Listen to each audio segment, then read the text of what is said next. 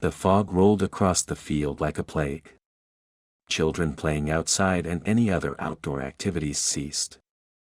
The town had fled into the comfort of their homes. Men anxiously keep watch by their front door while women cook and get children off to bed. Their fears coming alive with every slight sound outside of their homes. Our home had a clear view of the castle on Death's Hill. The fires were lit in the windows, giving it life. The legend has stayed dead for centuries, but recently townspeople have gone missing. Rumors quickly spread panic through the town that Dracula has finally come home. Whole houses have been found silent. The corpses found drained of blood. There was no mercy, as he even took the lives of the children. The night before, one of Dracula's brides had been found hovering over a sleeping child. As the whole town was on edge, a mother had slipped in to check on her children, finding her there. She fetched her husband, who had driven a stake through her heart. Now the town would pay for her absence. We knew not if the family who had been her demise would pay, or if he would destroy the town. There have been stories before of how terrible his wrath could be, destroying towns and all that lay in his path. His brides were his most precious possessions, always keeping 3. They say he had left to never return because Van Halen and the vampire hunters were on his trail. Something must have happened for him to gather the courage to return to his home. My father had locked up the doors. My mother had hurriedly put dinner on the table in hopes that maybe some food in our stomachs would ease our fears. My little brother knew not of fear as he smiled in my mother's lap. My father nervously kept glancing at the door as he ate. Mother wasn't eating much at all, as she was too busy feeding my little brother Benjamin. I quickly ate so I could take over for my mother so she could feed herself. No sooner than had she put the spoon in her mouth, we heard a terrible scream from the Cummings home. We all jumped up in terror, frozen for a second as we strained to hear anything else. I gripped my little brother tightly.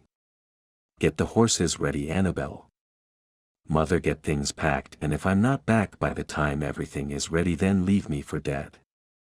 My father gently kissed my mother's lips as tears slid down her face. "Annabelle, hurry," he urged my still frozen body. Shaking out of it, I quickly handed Benjamin to mother and ran outside behind him to the barn. Father ran with his gun as more screams rang out. Men were coming with torches and guns from every home. Young men able to hold a gun or torch followed. The horses were skittish. Hurriedly I began to harness them and get them one by one ready to help us escape our fate. I pulled the wagon around to the front door, and mother was there waiting. She hurriedly started loading the wagon. My aunt and her 3 children had joined us with things of their own. My cousin held Benjamin as the rest of us hurriedly loaded. The houses around us had started going up in flames. Horses were running wildly, as were people. We paused looking for father, but he was not in sight. My aunt began to urge my mother to go. My mother was starting to scream his name. She began to tear up, but she was a strong woman and would not let his sacrifice for his family be in vain. If he indeed lived, he would return to her. She snapped the reins against the horses, and they fled, more out fear of what was going on than the reins biting snap. One of his brides had caught sight of our fleeing wagon and began to laugh hysterically. Her white dress was stained with blood. Her lips were full and blood red as they spread into an evil grin, her fangs protruding from her lovely face as she began to move with inhuman speed at our wagon. She stopped here and there within sight, laughing at our attempt of escape. I turned to my mother and brother. My aunt and cousins huddled together. Benjamin was clinging to me. He could sense the fear in us, and it had overwhelmed him. I wouldn't let her hurt him. I turned to my cousin Beth. "Hold tight to him," I said numbly to her. She had scrunched her brow at me and nodded her head as if to slowly realize what I was about to do. She pulled him to her and covered his face. My aunt had moved to my mother to help her with the horses. The bride had clasped the back of the wagon and poked her head in with a menacing look in her eyes. Her red eyes burning with bloodlust as they had fallen on Benjamin.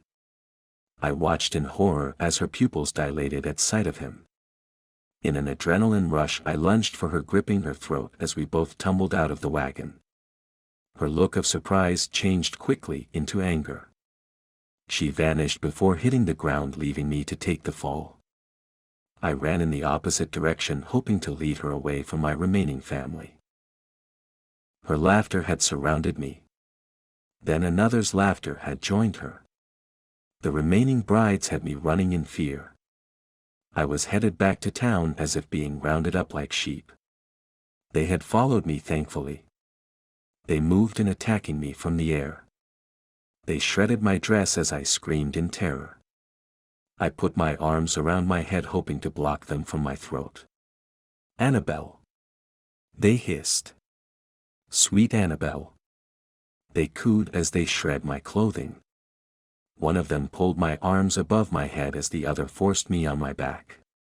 My body was untouched except for a scrape or two from the fall.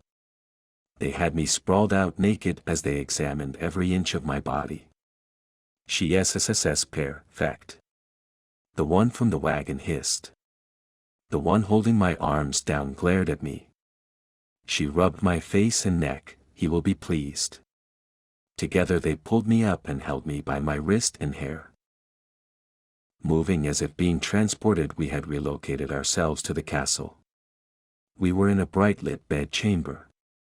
I gasped in fright at the sight of him. He was as angelic as his brides. There was something luring about him. Even though in the back of my mind I knew he was pure evil, I felt enchanted by him. They forced me to my knees as his eyes penetrated me. He stood very still for a moment. He circled very slowly, gazing upon my nakedness. "You have chosen your sister well. Pleasing to me as well as to you, I presume." He paused behind me. Anxiously I waited. I could feel it coming at any moment. It was almost unbearable.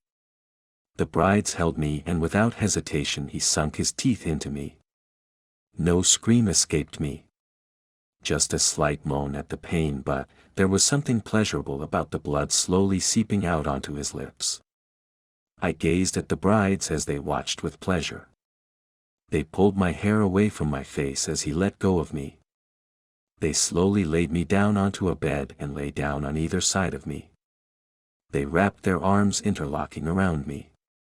They both watched as the life slipped out of me. "Our sweet Annabelle, you are no longer. When you awake you will be as us. Our sister, and we will call you Marischka." The last sound I made out was a door shutting and a bolt locking before I was no longer Annabelle but to awaken as Marischka.